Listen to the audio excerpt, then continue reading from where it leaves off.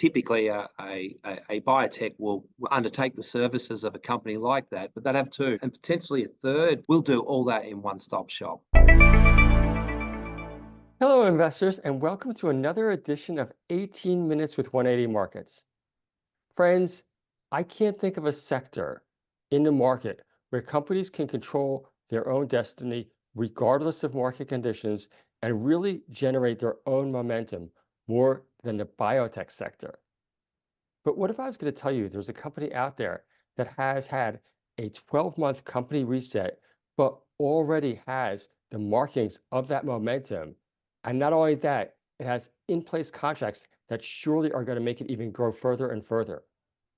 Well, that's why we're so excited today to be joined by Paul McDonald from IDT, because IDT is exactly this type of company. That's right. And not only that, the recent share price, which we're going to talk to Paul about, is certainly validating that. And Paul, with that introduction, welcome. Thank you. It's a pleasure to be here today. Hey, Paul, as I mentioned, in the last few weeks, just your share price really has rallied significantly. What is going on?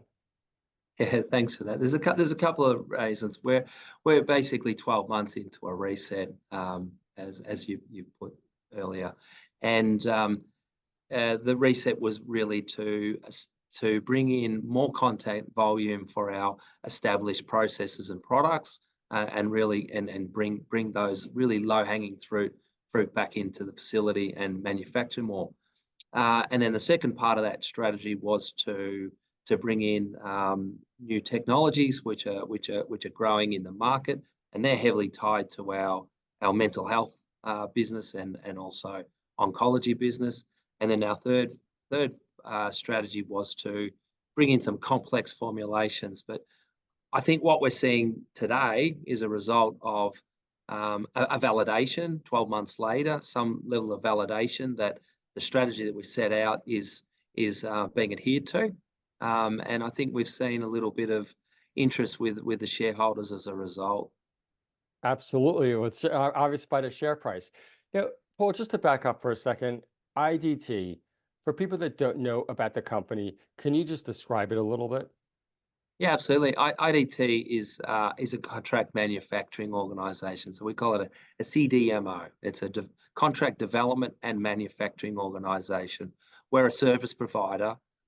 We develop and manufacture API, which is an active pharmaceutical ingredient, the raw material that goes into the finished product.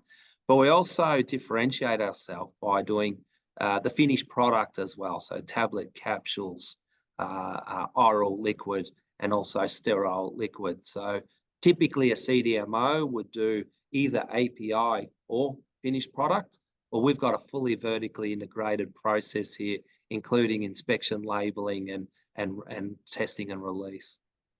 Right. So in short, what I'm hearing from you is this is not necessarily an easy process to replicate.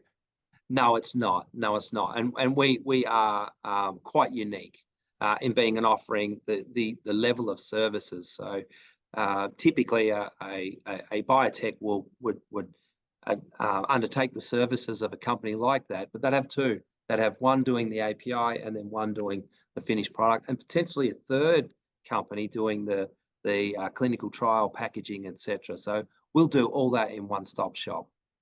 Right. And I guess if you could just tell people a little bit about your background, because your background is directly apropos for IDT right now.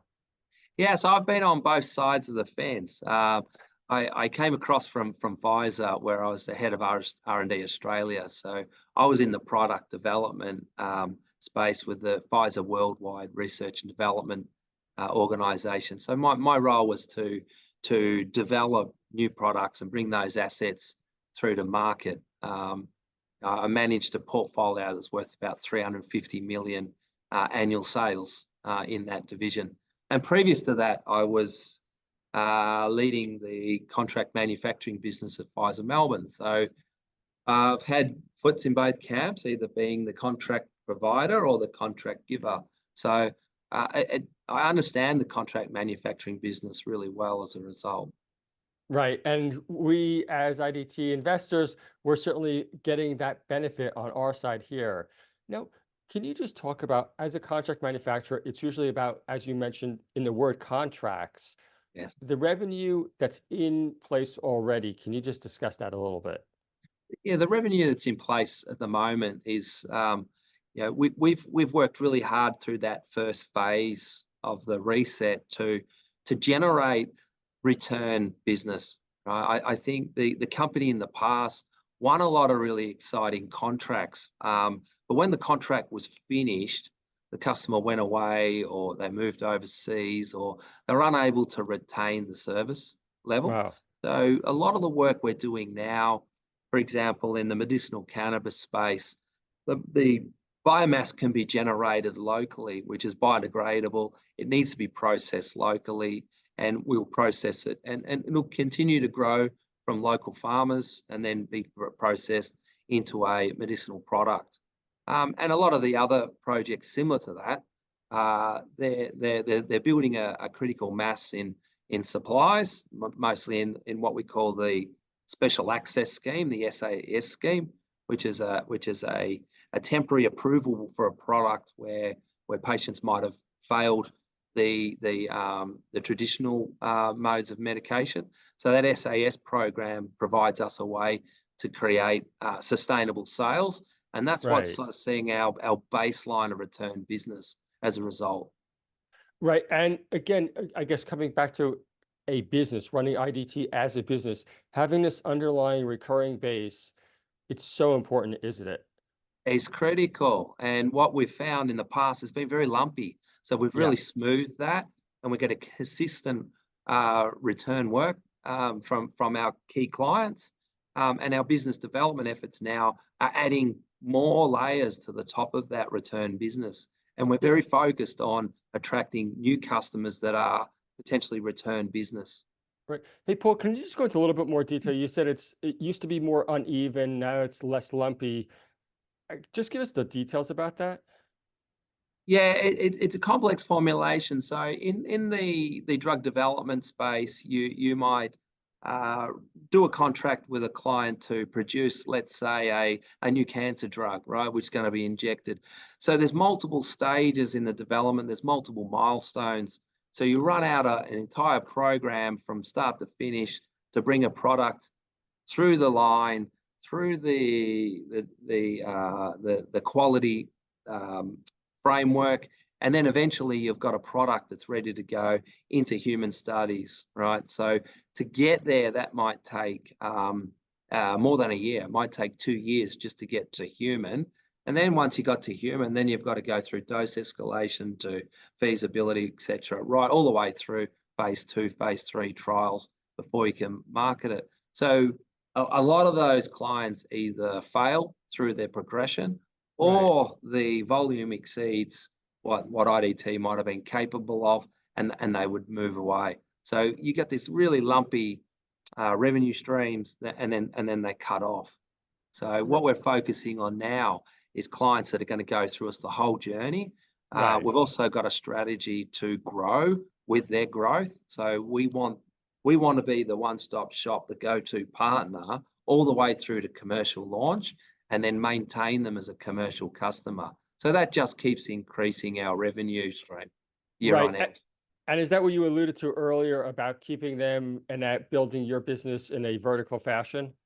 That's correct. That's so. If in the past we might have made the API for them, and then they'll go and have that API converted somewhere else, and typically it's going to be overseas as well. So now we will convert the API into a tablet, capsule, or an injectable, and we're offering more finished product services. So this has been really attractive, and as a result, we've actually generated greater API sales for people that want tablets, capsules, or injectables. So I see. we've got 2 of those verticals that are expanding as a result. Right. So I suppose in technology terms, if you will, the lifetime value of the customer becomes much greater. That's exactly right. So when they're in a phase 1, the number of units that they require is very small. Yeah. Phase two, it's about 50 to 100. Then you get to 1,000, and then in phase three, you're getting much larger populations, 2, 3,000, 5,000. And then when you go commercial, it can be tens of thousands to millions, right? So as that asset progresses through the development stage, so does the revenue opportunity. So it's really important that we hang on to them and go right through that life cycle until at some point they hit a loss of exclusivity and their revenue drops off again. So we want to maintain long relationships and increase growth. Right. And Paul, as you said, the company had a reset about a year ago, but what we're really noticing is evidence on the board that your strategy is working. Can you Yes. just tell us a little bit about that? Yeah. So as I said, step one was to focus on processes that we have on hand, that we've developed and validated, and we can onboard programs that just straight into a cookie cutter model, right? So that feeds into our specialty oral vertical, and we saw very quick growth in that. What we didn't expect was an uplift in the API as well. So that was a pleasant surprise. And once we started seeing the green shoots arriving in API, we started to double down on business development around the API and started to use more of that vertical integration model. So that's what we're seeing now as that validation, especially oral division has increased some 200%, and the API has also increased 200% as a result. Paul, companies require money, especially biotechnology companies. Just tell us a little bit about your capital situation and your capacity. Yeah, that's a great question. I think right now we've got an underutilized facility, so we're currently running at about 20% capacity, which I think a golden standard in the pharmaceutical industry is about 75, 80%. The difference with this and a typical manufacturing line is you've got a lot of maintenance and you need the engineers' time on the line. So our plans to get up to 50% utilization rate, at least in the very short term. And we don't really need CapEx in order to get to that point. We're staffed at the moment for 20%, but a small increase in direct staff will take us up to that 50%. So the revenue outstrips any costs that are required to get there. Yeah. Right. And you're also going after those big thematics, is that right? In terms of cancer, psychedelics, can you just touch on those a little bit? Yeah, we see this as more of our future pipeline and incremental. So what we're looking at is the typical cancer first line treatments is your non-targeting, non-specific site binding, DNA destroying cancer treatments. We've been manufacturing them for a number of decades, and the technologies has become old. So now a lot of the biotechs are designing engineered antibodies that will bind specifically to a typical cancer and will bind only to that cancer, and attached to those antibodies you have a very highly potent toxin. So that will release within the cell once it's taken up, and it'll destroy the cell. So instead of poisoning the body, you've got a very specific target. There are some minor side effects. The side effects are significantly less than the traditional modes. So these new targeted advanced chemotherapies have the probability to overtake traditional chemotherapy and have a much better outcome for the patient. Better tolerability, better tumor destruction. Right. And Paul, is this where people are talking about, I heard it recently at a Milken conference, for example, that we are in the golden age of cancer drugs? Quite possibly, because you combine a targeted medicine with an immunotherapy, and you also got some targeted radiotherapies coming out with some of the biotechs today.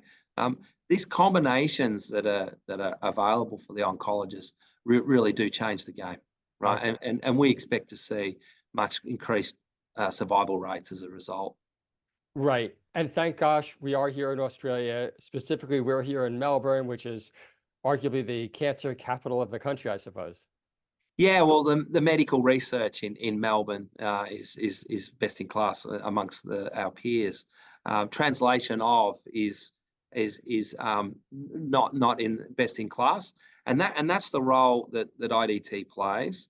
We provide the what we call GMP, good manufacturing practice facilities, which have been licensed by TGA and FDA to bring that research through the plant. So the mission of IDT is to take a medicine from bench to patient, right? And follow Right. that journey all the way through. I understand. And even though is another way of saying it that it may be more difficult to do it this way, it does translate into a competitive advantage. It translates into a competitive advantage. Australia has some of the most favourable first in human protocol design. So to get into the clinic is quite quick with Australia, and also Australia has a very favourable R&D tax incentive of 43 cents in a dollar, up to 43 cents in a dollar under certain conditions for your R&D conducted in Australia. So again, having a CDMO in Australia, close to the clinics, close to those Yeah. processes, going bench to patient, Patient. we're activating a lot of those initiatives. Yeah. Paul, again, it's such a great story to hear. It's how long have you been there for now? I've been at IDT for 3 years and CEO for 12 months now. Right. And certainly what a turnaround. And I must say it's also very rewarding to see the share price go in the right direction. Yeah, we're excited about that, and we stand to generate value for shareholders, right? And we want to continue this strategy that we've laid out and create more value. Right. Well, in closing, if there were one or two points you want every investor or prospective investors to know about IDT, what would they be? I think we've discussed today that we set out a strategy 12 months ago. We are validating that process. We're only just getting started. That strategy really is a 5-year strategy that's coupling up with advanced technology and chemotherapy, new medicines for mental health. We know that both of those two areas are growing with aging population. So we're on a growth strategy. We're only getting started, 12 months into a 5-year strategy, and we're really excited with the sales pipeline that we've generated in the last, well, more really in the last 6 months.